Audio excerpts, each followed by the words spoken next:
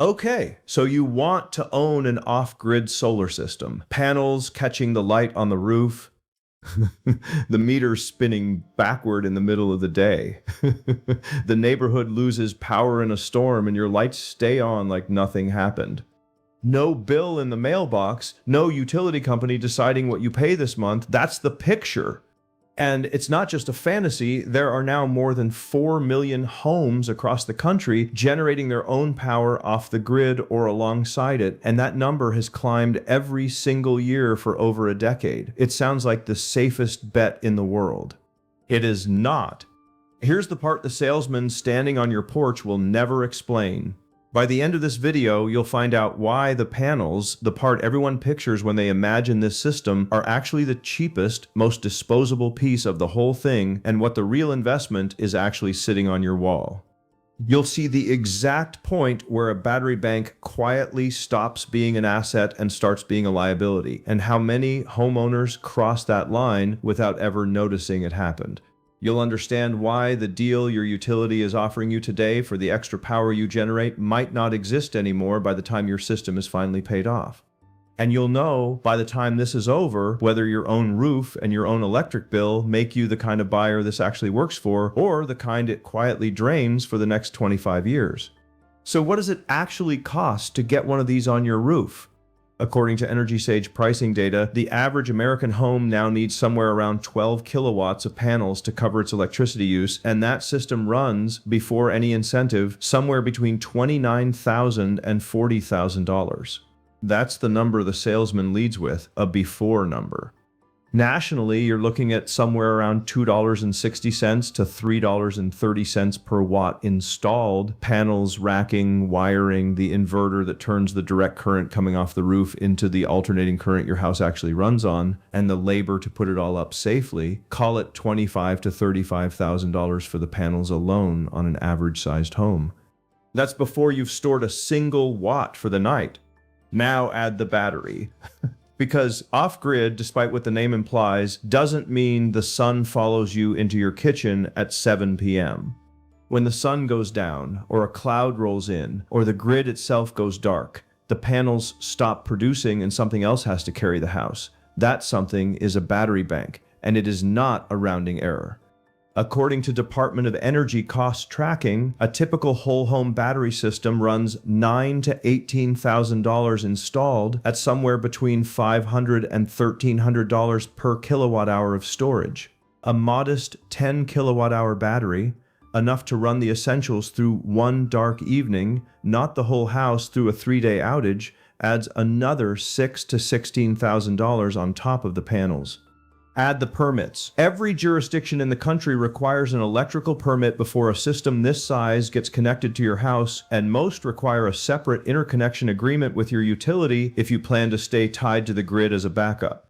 Permitting and inspection fees run $500 to $2,000 depending on where you live, and in some counties the wait for approval alone runs 6 to 10 weeks. Add a roof that needs reinforcement or replacement before it can carry the weight of an array, a real possibility on any home over 15 years old, and you can add another $8,000 to $20,000 before a single panel goes up. Run the tally. Panels and installation, $25,000 to $35,000. Battery storage, $6,000 to $16,000. Permits, interconnection, and any roof work, $1,000 to $20,000 more depending on your house. A genuinely complete off-grid capable system for an average home lands somewhere between $35,000 and $65,000. And here's the number that used to soften that blow. Until the end of 2025, homeowners who bought and installed their own system could claim 30% of that total back as a federal tax credit, call it $10,000 to $20,000 returned at tax time. That credit expired for anyone installing a system today. It is gone.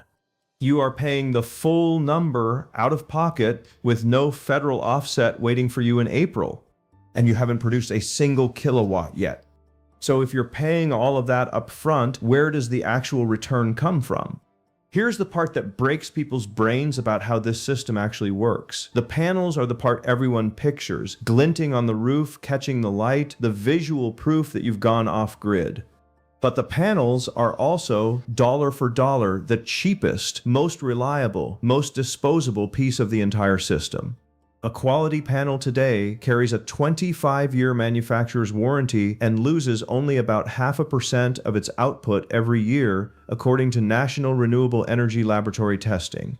25 years from now, that panel is still producing roughly 87% of what it did on day one. It just sits there, in the weather, quietly doing its job for decades, with almost no moving parts to fail. The battery is a different animal entirely. It is the thing nobody photographs for the listing, and it is the thing actually running your house. Every dollar you save on your electric bill, every night the lights stay on after the sun goes down, every hour you ride out a grid outage without noticing, all of it flows through the battery, not the panel. The panel just refills it. Which means the real asset you bought, the piece actually doing the financial work every single day, is a chemical battery that degrades a little more every time you charge and drain it. So here's the paradox sitting at the center of this entire purchase. You're not buying free power. You're prepaying a decade of electricity in cash up front and betting that the battery you bought to store it outlasts the loan you took out to buy it. The sun is free. It was always going to be free. What you actually paid $35,000 to $65,000 for is the machinery to catch it, hold it, and dole it back out to your refrigerator at 11 p.m., and that machinery has an expiration date built into its own chemistry. The secondary efficiency almost nobody markets on the listing is this: the system's real value isn't free electricity, it's rate protection. According to Energy Information Administration data, average U.S. residential electricity rates have climbed nearly every year for the past 2 decades, and utilities facing the cost of storm hardening the grid and expanding capacity aren't slowing that trend down. A system sized correctly for your home doesn't just offset today's 17-cent per kilowatt hour rate. It offsets whatever that rate becomes in year 15 when it might be 25 or 30 cents. You're not buying today's power. You're locking in today's price against tomorrow's bill. So what's the part that actually breaks people?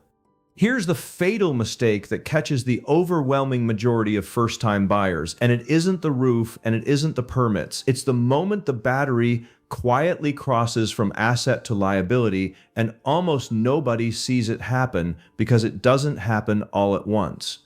Lithium battery packs, the kind in nearly every modern home system, lose usable capacity every time they cycle. Every charge, every drain, a little less of the original storage comes back the next time. Manufacturers typically warranty their batteries for 10 years, or a set number of charge cycles, whichever comes first, and guarantee the pack will still hold somewhere around 70% of its original capacity by the end of that period. 70%. Let that land for a moment. That means the battery you paid $10,000 or $15,000 for is contractually allowed to lose nearly a third of its usable storage before the warranty even considers it defective. In practice, that decline is gradual, almost invisible month to month, which is exactly what makes it dangerous. Year 1, the battery carries the house through the night without a second thought. Year 6, it's quietly running out an hour or two before sunrise, and most homeowners chalk it up to a cloudy week rather than the actual cause, the pack underneath their house slowly losing its ability to hold a charge. By year 10 or 12, replacement is no longer optional, and a full battery swap runs the same $6,000 to $18,000 it did the first time, except this time there's no federal tax credit sitting behind it, and you're paying it while the loan on the original system may not even be finished. This is the specific physical threat the salesman on the porch never draws on the sales sheet. A system that looked fully paid off on a 15-year break-even spreadsheet can get hit with a second, unbudgeted battery bill sometime around year 10. Homeowners who financed the original purchase and didn't set aside a replacement fund for the battery are the ones who end up upside down, still making payments on a system that's already asking them for a second down payment. Is this a bet that gets safer over time or riskier? There's a bigger force sitting underneath every individual buying decision here, and it's one no homeowner controls: policy. For more than a decade, the 30% federal tax credit was the single biggest reason the math on residential solar worked at all. It was scheduled under the 2022 Inflation Reduction Act to run at that rate through 2032. Then, in July of 2025, Congress passed the One Big Beautiful Bill Act, and it ended the credit nearly a decade ahead of schedule. For any homeowner who bought and installed a system before the end of that year, the 30% still applied. For anyone installing today, according to current IRS guidance, it does not. 0% gone with no phase down period at all. That already happened, and it's the clearest possible illustration of the actual danger sitting inside this purchase. The return on your system was never purely a function of the sun and your roof. Part of it was always a policy decision made in Washington, one you had no vote on and no ability to lock in early unless you happened to close before a legislative deadline. The same instability runs through the other half of the equation, what your utility pays you for power you generate and don't use. Several states have already cut those net metering credits sharply in the past few years, in some cases by more than half, arguing that homeowners with solar were shifting grid maintenance costs onto everyone else. If you're counting on selling power back to the grid as part of your payback math, you're counting on a rate the utility commission in your state can, and increasingly does, change.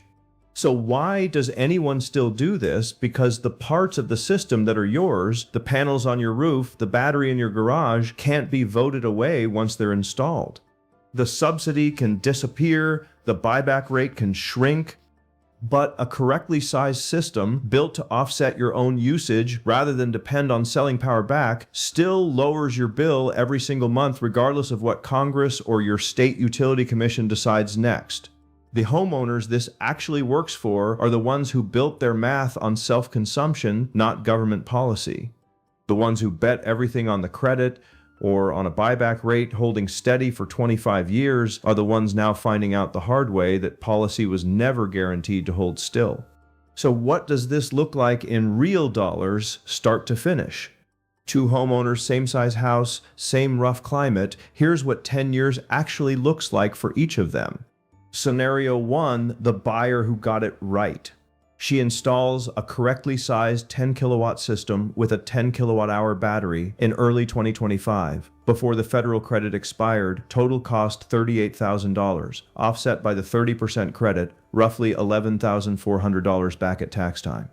Net cost after the credit, $26,600. She sizes the system to cover close to 90% of her own household use rather than betting on selling much back to the grid. At an average electricity rate of 17 cents a kilowatt hour, climbing modestly each year, she saves roughly $2,400 annually. Her battery, properly maintained and not run down to zero every single night, is still holding around 85% of its original capacity at year 10.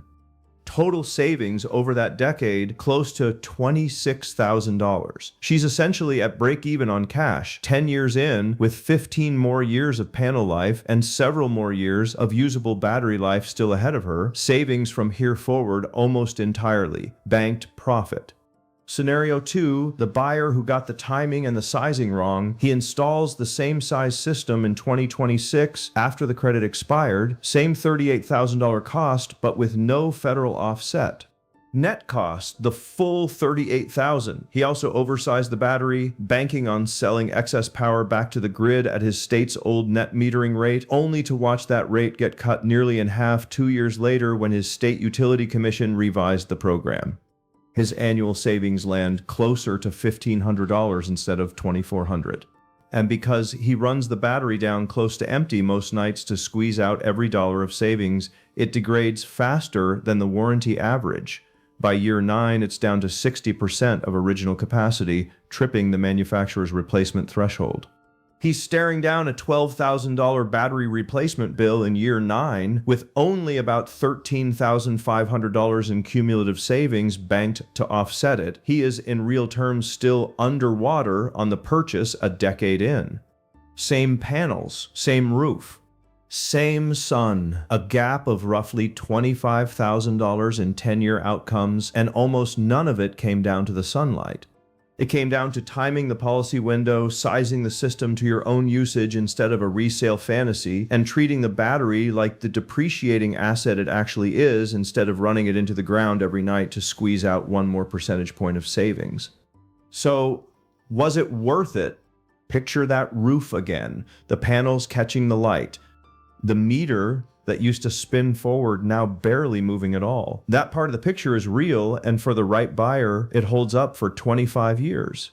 But the part of the picture nobody sells you is standing in the garage, not on the roof, a battery bank quietly counting down its own charge cycles on a clock that started the day it was installed, whether you ever notice it running or not.